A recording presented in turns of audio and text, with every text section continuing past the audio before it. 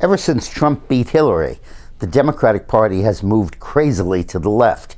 2 or 3 weeks ago, I did a video saying the Democratic Party seems to have lost its mind. And it looks like it's being reshaped in the image of Bernie Sanders and Elizabeth Warren, incapable of winning a national election. Well, I look back in history, and this apparently is a trend that goes on with left-wing parties when they lose elections.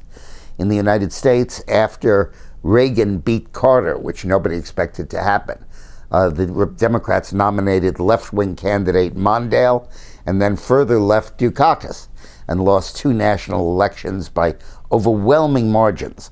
And it wasn't until 1992 that they moved back to the center, got some sense, and nominated Bill Clinton and won an election.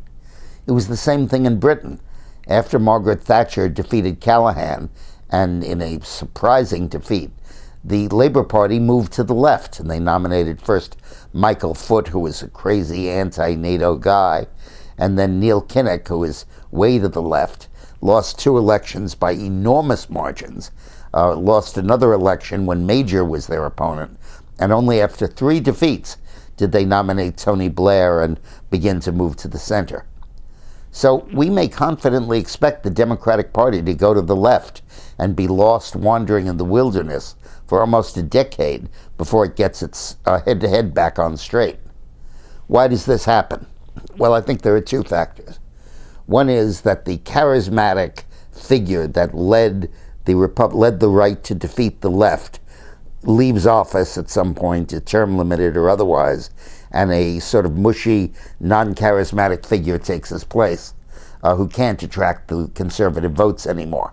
Reagan gives way to Bush, Thatcher gives way to Major. Secondly, I think that when you have a figure like Thatcher or Reagan or Trump that attracts strong support from the moderates, the centrists, who go with them because they're attracted by their charisma and the novelty and importance of their program, they leave the left-wing party, and they leave it in the hands of the ultra-left ideologues, who are the only ones left in the party, and they move it decidedly in a radical direction. But whatever the causes, whatever the outcomes, it's very interesting to see the Democrats reenacting history to their own disadvantage. Thanks for watching.